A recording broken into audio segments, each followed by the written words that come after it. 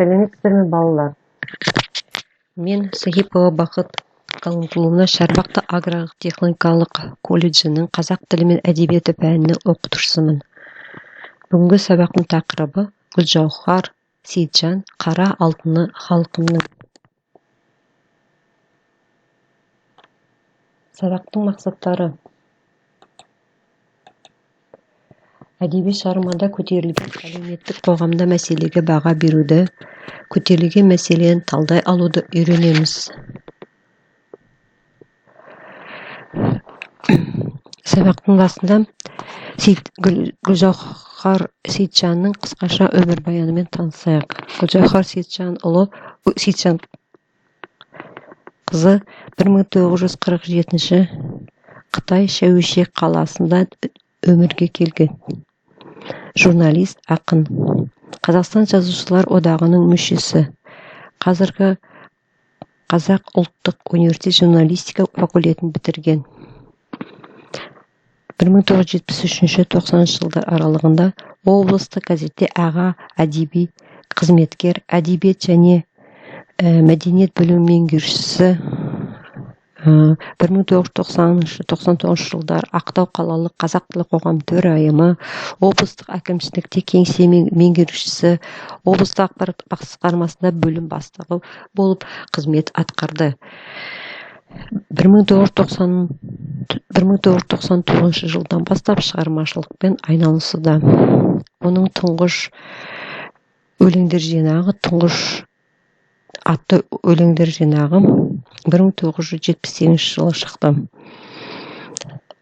Көптеген өлеңдері де жарық көрген. Ондаған әндерге де сөз жазған. Келесі слайдта тапсырма орындау. Сөйлемдердегі мағынасына қарай сәйкестендіріп жаз. Келесі тапсырма: мәтін бойынша диаграмманы толтыру. Мәтінде атақты адамдардың Гүлжауһар Сейітжан туралы пікірлерін оқып, диаграмманы толтыру.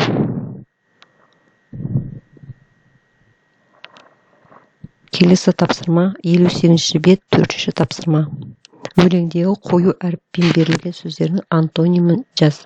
Өлеңді оқып шығайын.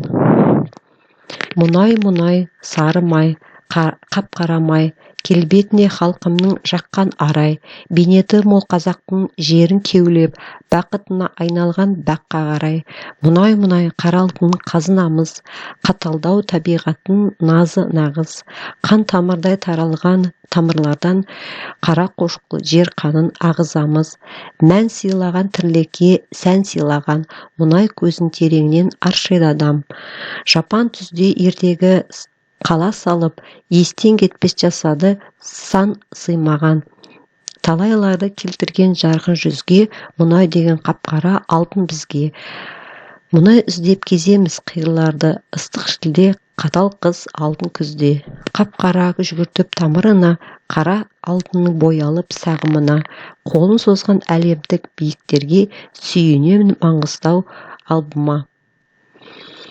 Өлеңдерді қарап отырсыңдар, қандай сөздерге қап-қара деген, бейнеті, бақыт, қаталдау, жарқын, ыстық, қатал деген сөздер қара қою әріппен белгіленген. Сол сөздердің антонимін жазыңдар. Келесі тапсырма жазылым. Ақын мұнайға қатысты қандай баға береді? Бұны Сенквейн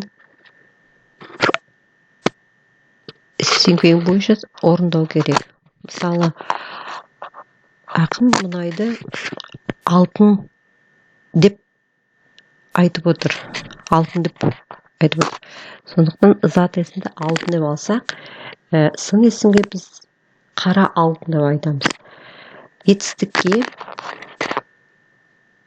қара алтын іздеу, қорытынды ой, мұнай біздің қазынамыз, синоним бұл сөзге қара май немесе мұнай деп айтуға болады.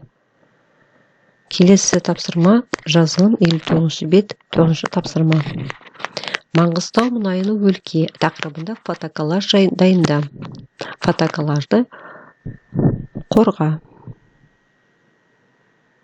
Қорытынды бөлімін шығу парағы пайдаланып, төмендегі сұрақтарға жазбаша жауап беріңдер. Бүгін не үйрендіңдер? Сабақ бойынша қандай сұрақтарың бар? Келесі сабақта қандай мәселелерге баса назар аудару керек? Осы сұрақтарға жауап беріңдер. Осымен сабағымыз аяқталды. Сау саламет болыңыздар.